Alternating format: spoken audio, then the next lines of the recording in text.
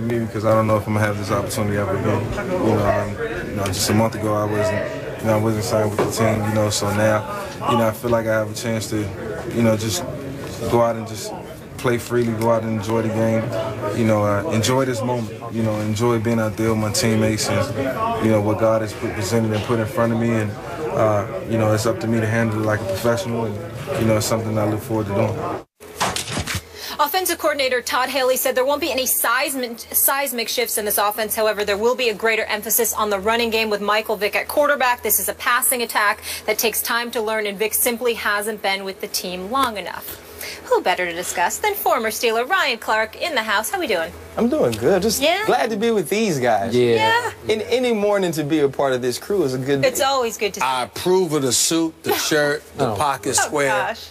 I'm wondering when did the shift in the hairdo come. I'm just wondering. I don't know, man. I retired and I just started doing this. Maybe it's my rebellious stage. Is that what that is? Maybe so. All right. The family approves, though. They approve. All right, then. Everybody's good. I ain't got nothing to say. Just a renegade over there. All right, Ryan, always good to see you. How far can this Steelers team go with Michael Vick as their quarterback? Well, the thing is, hopefully they don't have to go very far. They're saying 4 to 6 weeks, planning for 6 weeks. You look at the games they have on the docket. The Ravens are early on Thursday, which I think bodes well because you don't know what Pittsburgh Steelers team is coming out. I look at the next 6 games. You have the Chargers, Cardinals, Chiefs, the Raiders, and the Bengals. I think they split those games, and if he plays extremely well, if they figure out the ways to use him in the right way, they can win 4 of those games. This team is ultra talented on offense, and I ended up not picking them to make the playoffs, and I'm sitting at home the last 2 weeks like, hey man, you're pretty dumb. Because they were just so explosive. Le'Veon Bell. Didn't you do it on this show? On this show. That's what I thought. They killed me. They hate me in Pittsburgh right now. But you watch Le'Veon Bell. Other than Matt Forte, there's no better pass-catching running back in the NFL. I think he's the best all-around back. Yes, he is. So he's a guy that you can use as a safety valve. Heath Miller, who's kind of forgotten because Antonio Brown is so good, is another guy who's very reliable, great hands, good route runner. The offensive line has been playing exceptionally well. D'Angelo Williams has run the ball well. So it's on Todd Haley to figure out ways to make Mike Vick comfortable. Don't make him do the old Mike Vick things, because every now and then, and we all do it, you get a little older and you remember the golden days when you used to run past people and you had 4.3 speed and you ran with the ball loosely, and you get back into that. They don't need that Mike Vick. They need Mike Vick who understands, you know what, I'm going to throw this screen to Antonio Brown and allow people to block for him because he's one of the best wide receivers in the league. Yeah. And so if you do that, this defense can continue to not allow points as they have been, 6th in the NFL in points per game. If you can do those things, you can split with the teams you have to play, get Ben Roethlisberger back, and make a run toward the end of the season. You just depressed me. And I'm going to tell you why you depressed me. And I'm mad at Ryan Clark right now because I think you did it on purpose because you knew this was going to aggravate me, okay? What Ryan Clark just said, ladies and gentlemen, is this. Don't worry about Michael Vick. He don't need to run. He just needs to listen to Todd Haley. And that's it. You lost me right there. You lost me right there. Because here's the problem, okay? I know that Todd Haley knows offense. I know that he can coach as an offensive coordinator. I'll give him that respect. My issue with Todd Haley, fellas, ladies, is this. Just when things are going right, he'll get adventurous and screw it up because he wants to prove that he's head coaching material. And with somebody like Michael Vick, he'll do it even more. He'll do it even more because let's be real about something with Michael Vick. I believe in Mike Tomlin. You know how much I love that man, okay? I'll ask you about Keith Butler in a second, but I'm looking and I can't help, Skip, be reminded about Michael Vick's completion percentage. Look at these numbers. 59, 58, 54, 50 last season he played. He started 3 games, played in 10. Only completed 52.9% of his passes. How many times have I said to you, I saw the brother get hit in the ribs and grab his head? I mean, he's punch drunk, and I'm scared for him because I love me some Michael Vick, and I believe in his ability, but not his durability.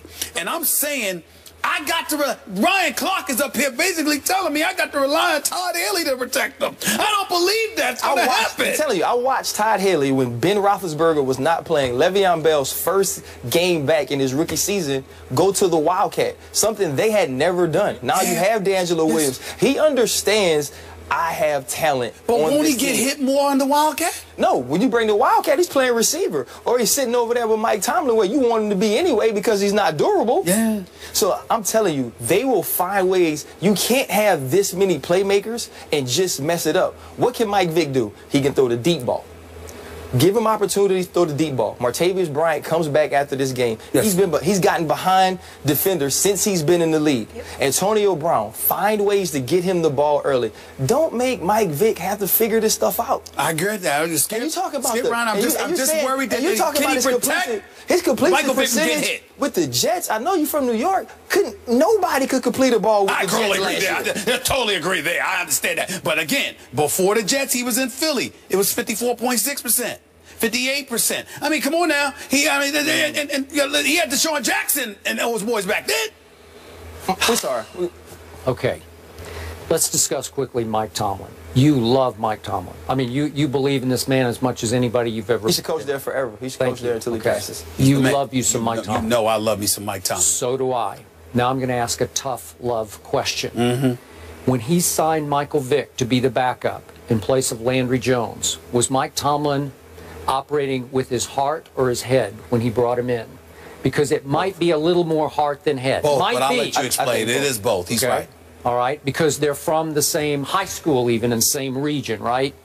Okay, so I was shocked that he brought him in. I was happy because I thought Michael Vick deserved one more shot that I do not believe he would have gotten with anybody but this man in this city.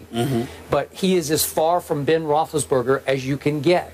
So they're going to have, you talk about seismic shift. It does, he says no seismic shift. It does require one. I don't care what you say. Listen, you want to talk about night and day? Yeah. That's what you got with these two, right? So you have to throw everything out that you would do for Ben and say, let's quickly install on a short week this, and this, and hope we can get away with that, right? So you don't even have a full week to get ready for this. That's a tall order for an aging, beat-up Michael Vick to digest on the fly. And I don't believe that Todd Haley would believe in Michael the way Mike Tomlin would. Because that's not what Todd Haley does, even though you brought up the Wildcat. But he wouldn't want Michael Vick to run the Wildcat. He would want D'Angelo or whoever to run the Wildcat. I get that. But I just think you're up against it philosophically here to try to put Michael Vick in position. He did okay the other day at St. Louis. He was 5 out of 6 for like 38 yards. He lost one fumble but got it back. Okay, it was okay. But that was running all of Ben's stuff, I assume, right? Right. Okay, so can you do anything on the fly to put Michael Vick in position to beat your arch rival with Joe Flacco, who by the way, as you remember, I don't know what it is about Flacco at Pittsburgh. Plays well. He's won 4 times there and won a playoff game there. I don't know what it is. You faced him, right?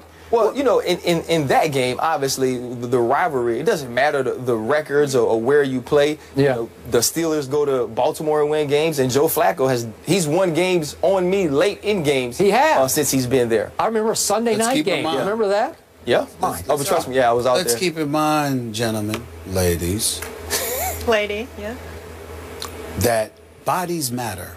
You can sit there and bring up to rivalries all you want to. They only matter when guys are there to play. Suggs is out. That's a big deal. It is. It's a big deal. And when I look at Michael Vick, I'm going to say it again. I don't have questions about his game. I think he has the talent to get it done. My point is, what about when he gets hit? Can Todd Haley and the Pittsburgh Steelers prevent Michael Vick from getting hit? That is my concern. Michael Vick has to stop Michael Vick from getting hit. What's the cliche? Availability, the best ability. Right? In the league. So your PSA, I like that. Don't get too adventurous. That's right. That's the Steelers fan. Don't get too adventurous. Don't get too adventurous. Not Todd Haley. Crazy. And I don't trust that he could do that. I think Todd Haley, in the midst of a game, is out to prove that he deserves to be a head coach. That's my concern. Well, he already had a shot, right? Well, I know he did. I agree with you, but that doesn't mean he thinks he's finished. Okay. All right, let's move on to a little college football. Maybe this guy could be the next Le'Veon Bell. Leonard Fournette carrying LSU on his back, but will he carry the Heisman Trophy at the end of the year? Ryan Clark is sticking around to talk about his alma mater. He's a homer. He's a homer. You know it. This is a homer. Yeah.